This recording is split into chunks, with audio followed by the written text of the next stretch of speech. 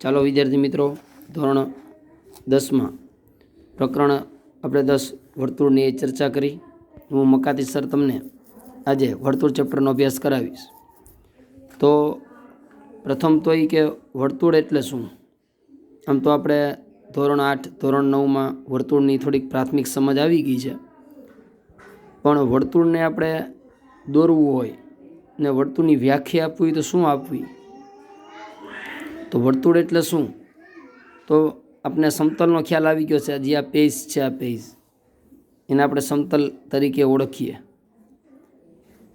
તો કે આપણે જે ભૂમિતિની અંદર જેટલું ભણી છીએ એ બધું એનો સાર્વત્રિક ગણ, અવકાશ અને સમતલમાં આપણે ભણીએ છીએ. સમતલ એટલે કે આ જે ચારેય કિનારી છે પેજની એ અનંત સુધી વિસ્તરેલી હોય એવું આપણે સમજી લઈએ. તો એવી જે એક કાલ્પનિક આકૃતિ બને એને સમતલ કહેવાય. તો એ સમતલના કોઈ એક નિશ્ચિત બિંદુથી, આ નિશ્ચિત બિંદુ માની લ્યો કે પી બિંદુ છે, એ નિશ્ચિત બિંદુ છે. તો સમતલના નિશ્ચિત બિંદુથી સમાન અંતર આવેલા, સમાન એટલે આ બિંદુથી સમાન અંતર હોય. ધારો કે અહીંથી આ સમાન અંતર, અહીંયા એક બિંદુ એ આવેલું છે, તો આ એટલું જ અંતર આ બધાય બિંદુમાં એટલું અંતર થાય. સમજજો આમ. તો એ જે આકૃતિ બને એ વર્તુળનો ખ્યાલ આપે. આ જે આકૃતિ બની એ વર્તુળ બન્યું. પી નિશ્ચિત બિંદુ, વર્તુળનું બિંદુ પી નિશ્ચિત બિંદુ, નિશ્ચિત બિંદુથી સમાન અંતર આવેલા. એટલે એ બિંદુ છે એ સમાન અંતરે અહીં જેટલા પણ બિંદુ હોય, આ બધા બિંદુ, આ બરાબર અહીંયા હોય, અહીંયા બિંદુ હોય, આ બધા બિંદુ હોય, પીથી સમાન અંતર આવેલા હોય, તો તમામ બિંદુના ગણને વર્તુળ કહેવાય. વર્તુળની વ્યાખ્યા છે કે સમતલના એક ચોક્કસ બિંદુથી સમાન અંતર આવેલા બિંદુના ગણને વર્તુળ કહેવાય. ને 3-9માં આપણે વર્તુળ ચેપ્ટર તો ભણી જ ગયેલા છીએ. આ વર્તુળની વ્યાખ્યા થઈ. હવે બીજી વાત, સમતલ અને વર્તુળ અને રેખા. વર્તુળ અને રેખાની વાત કરી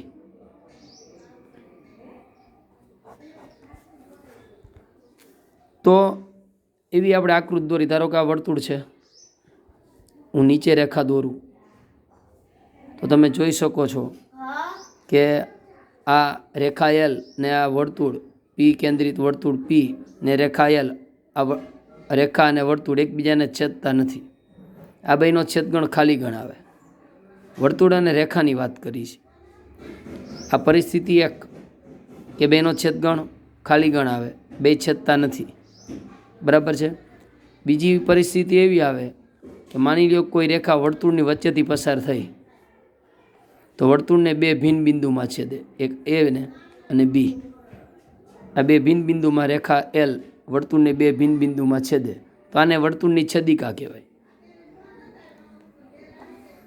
તો આ રેખા એલ છે એ વર્તુળની છેદિકા થઈ.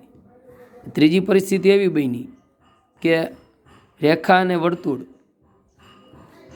આ રેખા એલ એક જ બિંદુમાં છેદે. માની લો કે આ એક બિંદુમાં છેદે, આ વર્તુળનું કેન્દ્ર પી ના બિંદુ અહીંયા એ, તો રેખા એલ વર્તુળને એક જ બિંદુમાં છેદે. તો જો એક જ બિંદુમાં છેદતી હોય કોઈ રેખા વર્તુળને, તો એના માટે શબ્દ છે સ્પર્શક. સમજવાનું એ છે, વર્તુળ અને રેખા વચ્ચેની સંબંધની વાત કરી તો 3 શક્યતા છે. પહેલી શક્યતા એવી છે કે રેખા છે એ વર્તુળને છેદતી હોય. પહેલી પરિસ્થિતિ એવી છે કે રેખા અને વર્તુળ એકબીજાને છેદતા નથી. આમાં છેદગણ ખાલી ગણ હોય. આ ખાલી ગણની નિશાની છે. છેદતા નથી એટલે કે ખાલી ગણ. જો રેખા એલ વર્તુળને બે ભિન્ન બિંદુમાં છેદે, પછી આવી રીતે નહીં, ધારો કે આમ વર્તુળ હોય ને વચ્ચેથી આમ પસાર થતી હોય, તો એ વર્તુળની છેદિકા જ થાય. તો એલ છે એ વર્તુળની છેદિકા થઈ. અને જો રેખા એલ વર્તુળને એક જ બિંદુમાં છેદે તો એને વર્તુળનો સ્પર્શક કહેવાય. તો આપણે આ પાઠમાં જે અગત્યની વસ્તુ છે એ વર્તુળનો સ્પર્શક છે.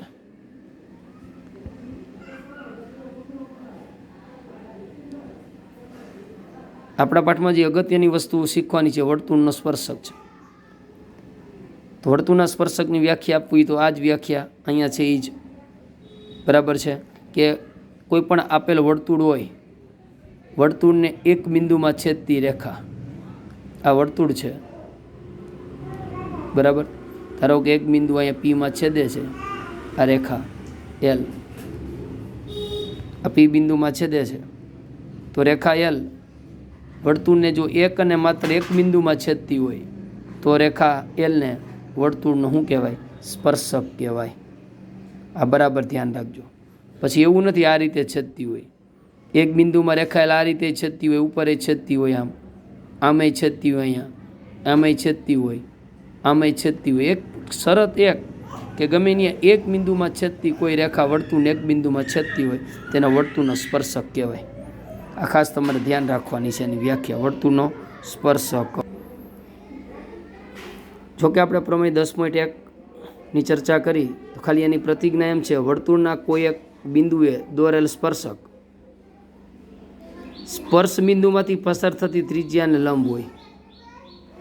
સ્પર્શ બિંદુની હવે આપણે એ પ્રશ્ન શીખવાનો છે કે સ્પર્શ બિંદુ, તો કે વર્તુળના કોઈ બિંદુએ દોરેલ સ્પર્શક સ્પર્શ બિંદુમાંથી પસાર થતી ત્રિજ્યાને લંબ હોય. તો તમને ખબર પડી ગઈ છે કે આ રેખા જે XY રેખા તમને દેખાય છે એ સ્પર્શક છે. પછી રેખા XY વર્તુળને પી બિંદુમાં છેદે છે. જો XY રેખા વર્તુળ અને વર્તુળને પીમાં છેદે, એટલે પી વર્તુળ પરનું બિંદુ કહેવાય અને રેખા પરનું બિંદુ કહેવાય. તો પીને સ્પર્શ બિંદુ કહેવાય. એના માટે શબ્દ છે સ્પર્શ બિંદુ. તો આપણે એ યાદ રાખવાનું છે કે કોઈ સ્પર્શક જ્યારે વર્તુળને છેદતો હોય એટલે એ સ્પર્શ બિંદુ છે, જે આ સ્પર્શ બિંદુ બરાબર. સ્પર્શ બિંદુ પાસે આ ત્રિજ્યા થઈ, ઓપી શું થઈ? વર્તુળની ત્રિજ્યા થઈ. ઓપી વર્તુળની ત્રિજ્યા થઈ, XY વર્તુળનો સ્પર્શક છે. તો ઓપી અને રેખા XY એ બે વચ્ચે શું સંબંધ છે? તો એકબીજાને બે લંબ છે. લંબ એટલે ખૂણો 90નો થાય. પી સ્પર્શ બિંદુ છે, બરાબર સમજજો. તો પી છે એ સ્પર્શ બિંદુ છે.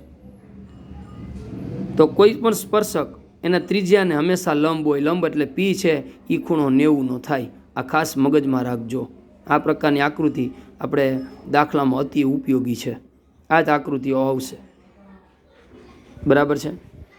હવેની ચર્ચા કરી 10.1. વર્તુળના કેટલા સ્પર્શક હોય? તો વર્તુળને તો અસંખ્ય સ્પર્શક હોય. આ તો એક દોયરો અહીંયા, તો આ વર્તુળ ઉપર તો અસંખ્ય બિંદુઓ આવેલા હોય. વર્તુળ ઉપર તો અસંખ્ય બિંદુઓ આવેલા હોય. દરેક બિંદુએ એક રેખા દોરી શકો છેદતી હોય એવી, બરાબર છે. એટલે યાદ રાખજો, વર્તુળને અસંખ્ય સ્પર્શક હોય. સ્પર્શક વર્તુળને કેટલા બિંદુમાં છેદે? સ્પર્શક વર્તુળને એક અને માત્ર એક બિંદુમાં છેદે.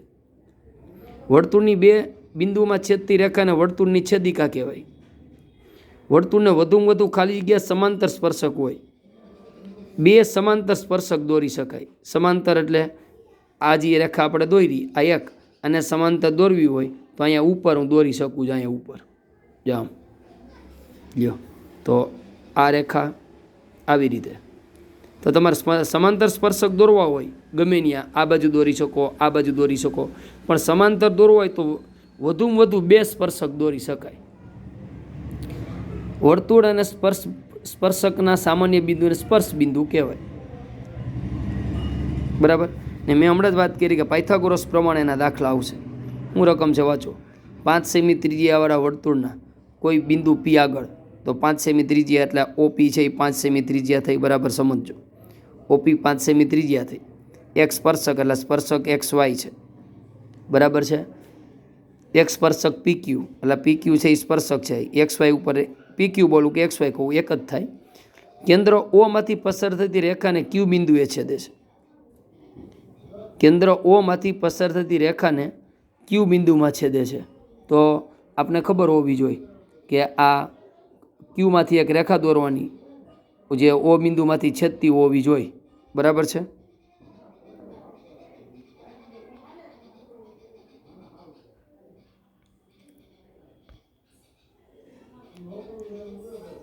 તો આ Q O બિંદુમાંથી પસાર થતી રેખા Q બિંદુને છેદે છે, અહીંયા છેદે છે. તો આકૃતિ જુઓ, ત્યાં પાયથાગોરસ થયો. OP 5 આપ્યું છે, OQ 12 આપ્યું છે. તો પાયથાગોરસ તો આપણે આવડે જ છે. OPQ કાટકોણ ત્રિકોણ થાય. OP² + PQ² જોઈ લો. OP² પ્લસ PQ² બરાબર OQ² થાય. OQ કેટલા 12, OP કેટલા 5, તો PQ મળે 12 નો વર્ગ 144, 5 નો વર્ગ 25, 144માંથી 25 બાદ થાય 119, 119નું વર્ગમૂળ ન નીકળે એટલે √119 આનો જવાબ છે. √119 આવે. બરાબર છે. આ ખાલી જગ્યા બધી ખાસ જોઈ લેજો, ના એક દાખલો ખાસ જોઈ લેજો. બરાબર છે.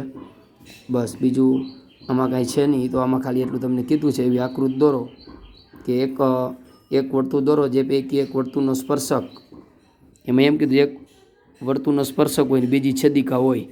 બરાબર, તો આ વર્તુળનો સ્પર્શક થાય, આ વર્તુળની છેદિકા થાય ને એને સમાંતર કોઈ રેખા દોરવી હોય તો રેખા L છે એને સમાંતર દોરી શકો, પણ રેખા L એવી આ છેદિકાને તમારે સ્પર્શક દોરવા હોય. બરાબર છે.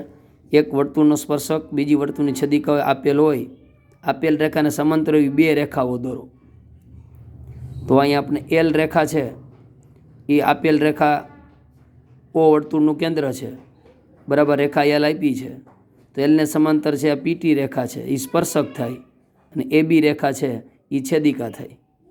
આ રીતે. બરાબર છે. એટલે વર્તુળમાં એક વર્તુળ દોરો જે પૈકી એક વર્તુળનો સ્પર્શક હોય, એટલે વર્તુળનો સ્પર્શક, છેદિકા, આ ત્રણે એકબીજાને સમાંતર થવી જોઈએ.